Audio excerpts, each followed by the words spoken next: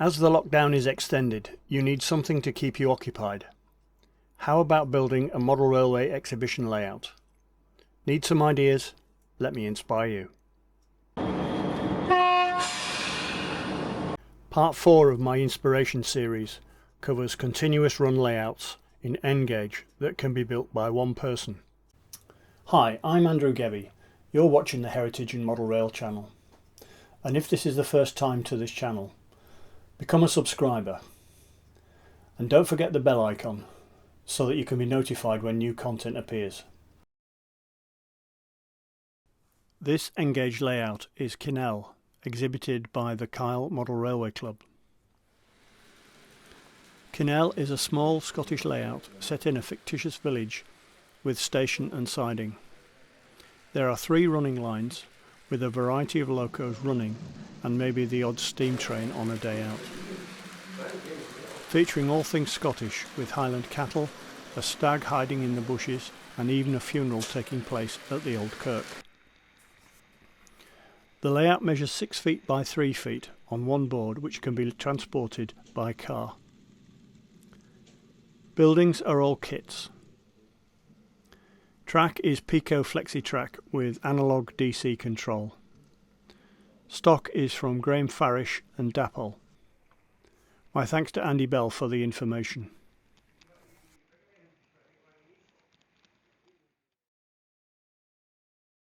This layout is Fellows and Minchin Freight Depot in N-gauge and exhibited by Tony Minchin. This is a freight depot based somewhere in the West Midlands and is fictitious. Created by a Fellows descendant of Fellows, Morton and Clayton, who transported goods by canal all over the country in the 19th to the 20th century, based at Tipton in the West Midlands, and ceased trading in 1948. The buildings are scratch built, with the ones in the middle of the layout disguising the point motors. Control is DC and stock is Graham Farish. The whole layout is constructed on a single board and is transported by car. My thanks to Tony for supplying the information.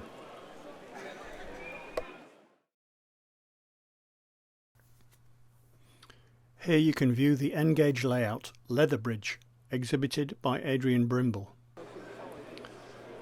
Leatherbridge started out as a test track for Adrian's first foray into N-gauge. As time progressed, he decided to add scenery to the board. His wife enjoyed watching the BBC drama Dockers, which is set in the fictional town of Leatherbridge, hence the name of the layout. The layout covers one 4 foot by 3 foot board. Track is Pico Code 80. Buildings are kit built and control is analog DC. My thanks to Adrian for the information. This N-gauge layout is Little Alla Junction, exhibited by Chris Morris. This layout is a caricature of the real Alla Junction due to space restrictions. That is why it's called Little Alla Junction. The real junction is west of Newton Abbot. It is where quadruple track splits into 2 double tracks, one for Torbay and one for Plymouth and Cornwall. There are 8 possible routes through the junction and 8 storage yards at the back of the layout. The control panel has 8 push buttons, one for each storage road. Pressing the button for the required storage yard automatically sets the points through the junction to return the train to the same storage yard as it left. 3 storage yards are split into 2, so there are 11 trains stored. Control is analog DC. Trees are by Woodland Scenics. Stock is a mixture of Graham Farish, Dapol with Pico wagon kits. My thanks to Chris for the information. This layout is Riddle to Oldtown, modelled in N-gauge and exhibited by Tony Hubbard. Riddle to Oldtown is a bilateral layout, 2 layouts in one. It shows the era 1960 to 1970 with diesel multiple units run from Riddle to Oldtown, where a diesel refuelling depot is situated. Freight and passenger trains serve the mainline station at Riddle. Buildings are built from Metcalfe kits, and the track is Pico Code 80. The layout is DC, controlled by Gauge Master. Point switching is done from a small box beside the track. Rolling stock is a mixture of Graham Farish and Dapple. My thanks to Tony for supplying the information. This N-gauge layout is the Circle Line, exhibited by Terry Tasker. So I'm here with Terry Tasker and I'm looking at the Circle Line, just about to go and ask him a few questions. Well, it was about 9 years ago now. I was at an exhibition and Bachman had a demonstration flat board with 3 lines running round it, about the same size as this, 58 inches across. And I just thought, well, there's a layout there to be built. How can I do it? Because I've got 7 other layouts at home and I had no room for this one, so I decided to cut a hole in the middle and I'd be able to stand in the middle and just build it. It's the Circle Line. So people think it's to do with London Underground. Sorry to disappoint them. The buildings and whatever on the thing, is they scratch or all? Most of it's all scratch. The buildings are scratch.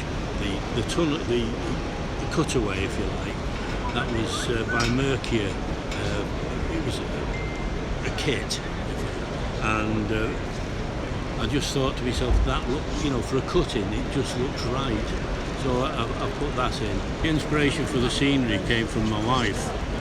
She does a lot of cloth sculpture modelling, and she uses a fabric hardener called Pavapol, which is from the Netherlands. And all this scenery at the top and right the way around is an old t-shirt dipped in Pavapol, and once it's dry it goes rock hard, so you can drill into it and put in the trees. I even dip the trees in it so it goes rock hard, and it's waterproof as well, which is handy. If you make a mistake as it's drying, you get a hairdryer and warm it up, and you can still manoeuvre it into position. It's an excellent thing. I'm not a salesman for Pavapol or anything like that, but it is a better way of modelling, because it's solid, really is solid, and that's why I've no backs in my shirts, because that's where it's all here now. What sort of track is it? It's N-gauge, Pico Code 100. Right. And points, are they? They're all Pico, everything. I don't do building or anything like that. Majority of stuff is what I had left over.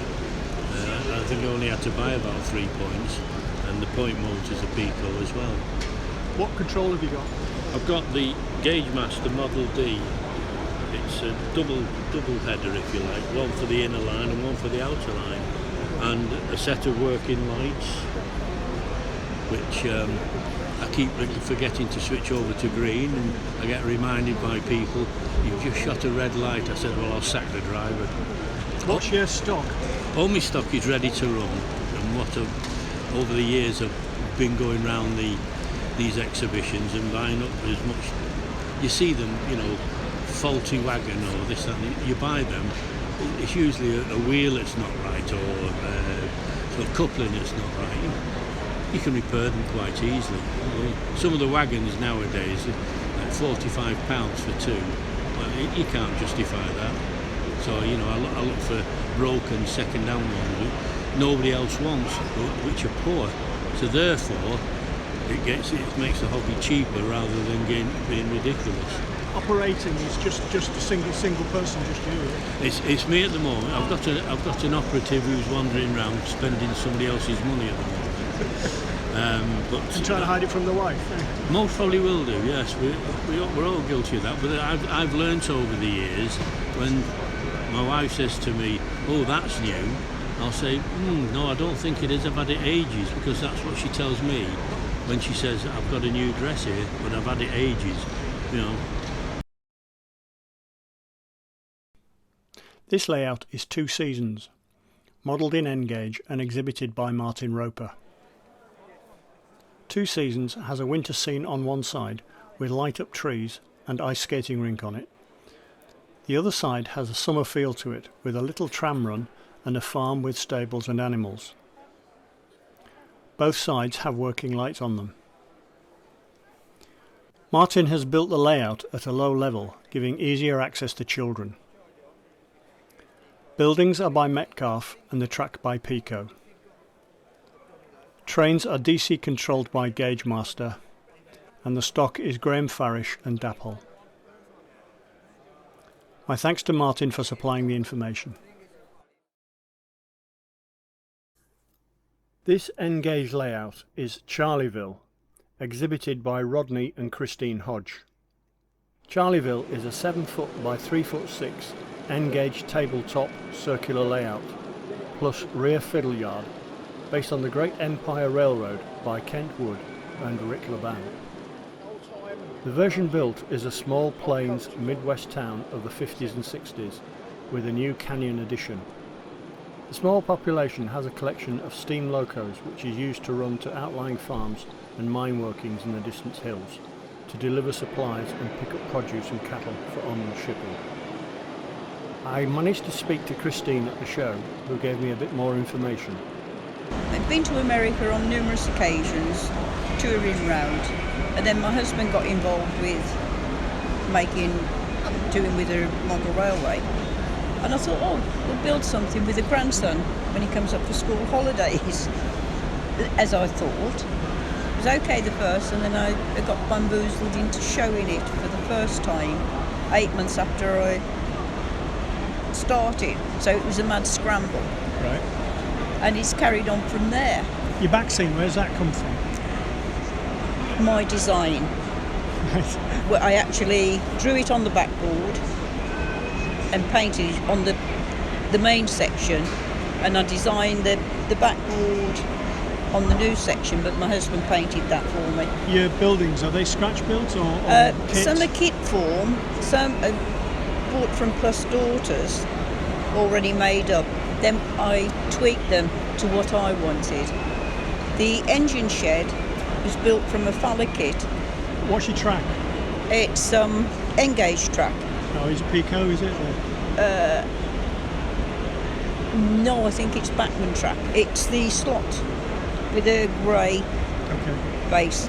What sort of control have you got with it? Just ordinary. DC? Yeah. Yeah, not digital. No, I just stick to the basics because I find it a lot easier, and if somebody wants to have a little tweak with it themselves, they can. Okay. Operation, is that just one person can operate it, or how do you normally do it? 2 people? Or? 2 people can do it. 1 person can operate it, but it does take 2 to set it up as such. My thanks to Christine for the information.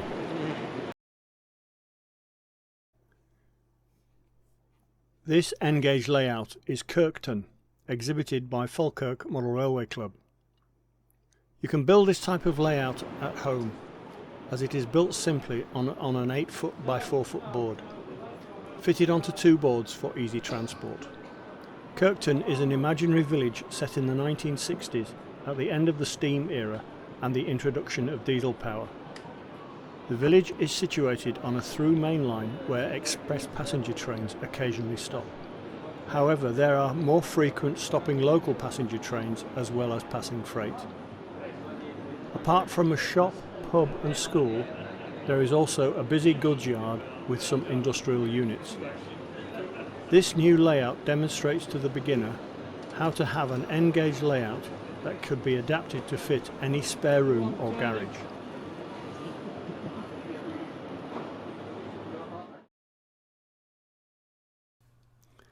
This N-gauge layout is Kinloch Lagan, exhibited by Mike Lemarie. Kinloch Lagan is based on a rural station somewhere in Scotland. The station has a passing loop and limited freight facilities. Trains frequently pass here and the layout can be operated in the steam, green diesel, BR Blue and ScotRail eras. Buildings are kit built from Metcalfe. Control is DCC using Gagemaster Prodigy. Stock is a mix of Dapol, Farish and Revolution. My thanks to Mike for the information. This N-gauge layout is Blue is the Colour, exhibited by Norman Jones. Blue is the Colour is set in the mid-70s to early 80s. This layout portrays a secondary main line incorporating a branch line junction station and river crossing. The feel of the landscape is akin to the Welsh Mountains, complete with a local brewery on the banks of the river. The layout is 8 feet by 2 foot 6.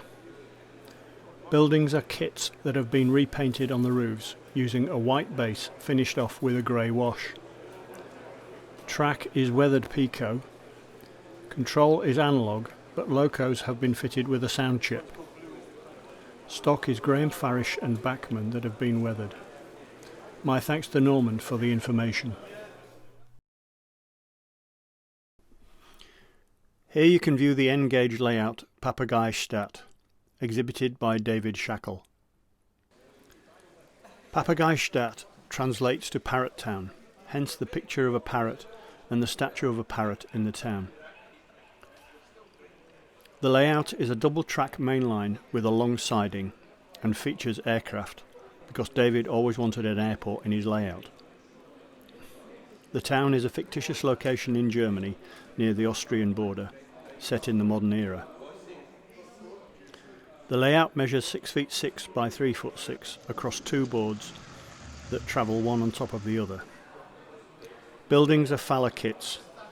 Track is pre-ballasted from Fleischmann. Control is DCC using Fleischmann Multimouse, and stock is Fleischmann and Minitrix. My thanks to David for supplying the information. This N-gauge layout is Cucknow, exhibited by John Boot. Cucknow depicts a fictitious cross-country route located somewhere in rural Northamptonshire, circa 1960. Inspiration for the layout was drawn from lines such as the former Kettering to Huntingdon branch. Both London Midland and Eastern Region locomotives and stock are operated on the layout as befits a cross-country route. Track is Pico Code 80, with buildings being a mixture of scratch build and Metcalfe kits. The goods shed is a Metcalfe kit with a new roof provided by a serial packet. The station is a combination of 2 kits. Control is analog DC with Gagemaster. Stock is a combination of Graham Farish, Bachman and Pico. My thanks to John for the information. This N-gauge layout is Zykia Ost, exhibited by Dil Sagu. Zykia Ost is set in the autumn of 1945 in Allied occupied Germany, just as the German army has surrendered to the Allied occupying forces. The layout depicts a small town station with an engine shed and goods yard primarily used by German forces for loading tanks and armour as well as other goods. Buildings are kit built. Track is by Fleischmann, which comes pre-ballasted. Control is DC and stock is a mix of Fleischmann, Trix and Arnold. The tank train is built from Dragon kits. My thanks to Dill for the information. Check out other content that I have by selecting the playlist. Don't forget to subscribe and I'll see you there.